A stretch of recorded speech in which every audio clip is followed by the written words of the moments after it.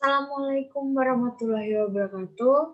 Perkenalkan, nama saya Laksmi Kusumawardani dengan NIM 20101075 dari kelas S1 TT08C. Saya di sini akan menjelaskan atau menerangkan tentang proses praktikum fisika dengan modul gerak peluru. Kita langsung masuk ke dalam modul itu ya. Yang pertama itu tentang tujuan percobaan. Setelah melakukan percobaan ini diharapkan praktikum yang pertama dapat memahami konsep gerak peluru, parabola atau peluru. Yang kedua, dapat menghitung waktu, jarak, dan ketinggian peluru yang ditembakkan dengan variasi kecepatan awal, sudut tembakan, dan jenis benda. Kemudian kita masuk ke dasar teori tentang gerak peluru. Jadi, gerak parabola atau peluru pada dasarnya merupakan perpaduan antara gerak horizontal atau pada sumbu X dan gerak vertikal atau pada sumbu Y. Pembelajaran gerak parabola di dalam kelas dapat menggunakan peralatan laboratorium. Namun, tentu saja peralatan laboratorium itu tidak mungkin dibawa pulang oleh siswa. Alternatif, media digital yang dapat digunakan untuk pembelajaran fisika adalah menggunakan simulasi PET yang akan nanti kita lakukan percobaannya. Jadi gerak peluru, parabola atau peluru merupakan perpaduan antara JLB dan JLBB dengan bidang datar. JLB pada arah horizontal atau dengan sumbu sejajar sumbu X. Kemudian JLBB pada arah vertikal sejajar sumbu Y dengan percepatan konstan atau rata-rata 9,8 meter per second. Lintasan gerak parabola selalu melengkung ke bawah akibat adanya percepatan gravitasi bumi. Salah satu yang khas dari gerak peluru adalah komponen kecepatan arah horizontal, selalu tetap sama peluru bergerak. Kemudian kita masuk ke rumus. Rumus apa saja yang digunakan untuk modul gerak peluru? Yang pertama itu ada waktu.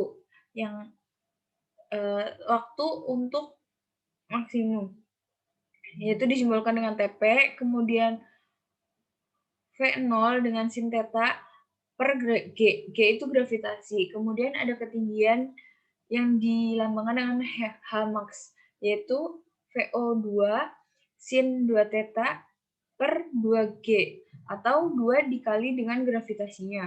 Kemudian ada jarak. Jarak disimbolkan dengan huruf R besar, yang dihitung dengan V02, kemudian sin 2 theta per J. Kemudian kita masuk ke percobaannya. Kita langsung ke percobaannya. Dimana kita akan membuka halaman PET-nya untuk praktikum. Yang di sini saya akan menjelaskan apa saja bagian-bagian dari PET di percobaan ini. Yang pertama ini ada pelurunya untuk nanti untuk percobaannya. Kemudian di sini ada kecepatannya. Kemudian di sini untuk memulai, ini untuk menghapus. Kemudian di sini ada keterangan massa, ini diameter dan gravitasinya. Dan ini adalah jenis-jenis benda yang akan dihitung massanya. Kemudian di sini alat ukur untuk mengukur waktu, jarak, dan ketinggian. Mari kita mulai saja ke praktikumnya. Yang pertama kita atur dengan kecepatannya yaitu 10, kemudian dengan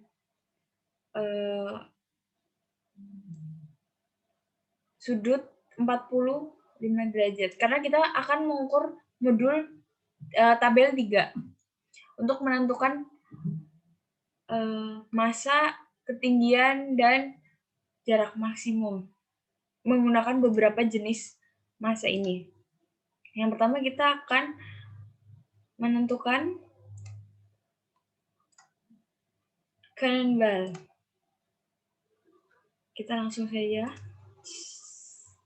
Kemudian kita menggunakan alat bantu ini untuk mengetahui berapa jarak dan waktu dan ketinggiannya. Waktunya itu 0,72, kemudian tingginya adalah 2,55, kemudian untuk jaraknya 10,19.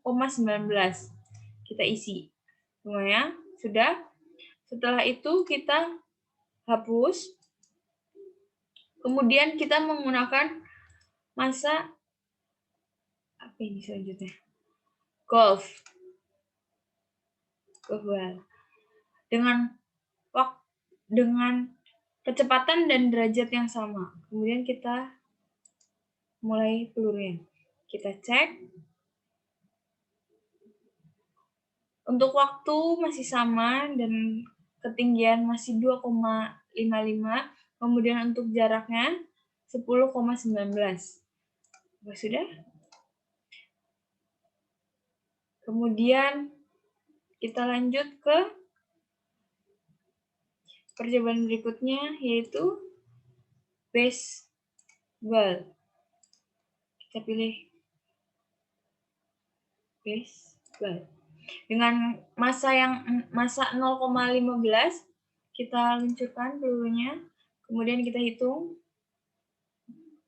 Dengan waktu 0,72 dan tinggi 2,55, kemudian panjangnya atau jaraknya itu sama, kemudian kita isi.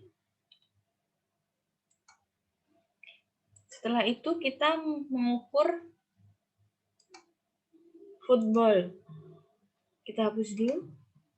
Kemudian kita hitung football. Kita lemparkan. Kemudian kita lihat waktu dan ketinggiannya masih sama dengan masa yang tadi. Kemudian untuk jarak tetap sama. Kita hitung. Kemudian yang terakhir itu tank cell. Kita hapus terlebih dahulu. Kemudian kita pilih masanya, tank cell. Kemudian kita tembakan.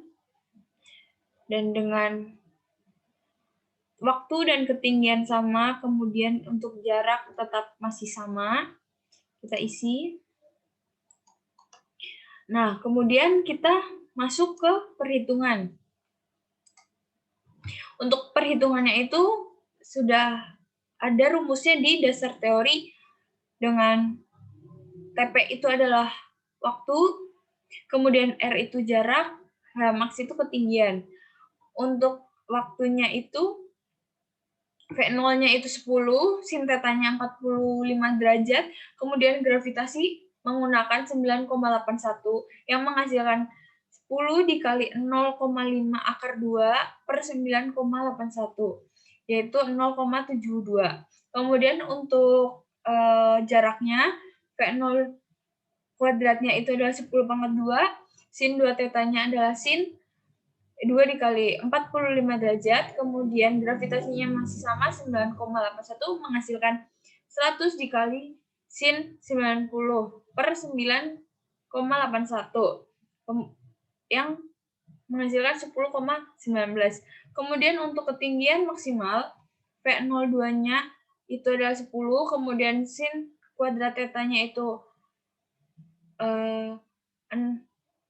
sin 45 derajat dikali sin 45 derajat. Untuk 2G-nya itu 2 dikali gravitasinya itu yang tadi 9,81 menghasilkan 100 dikali 0,5 akar 2 dikali 0,5 akar 2, kemudian dibagi 2 kali 9181 yang menghasilkan 2,55. Kemudian kita masuk ke kesimpulan.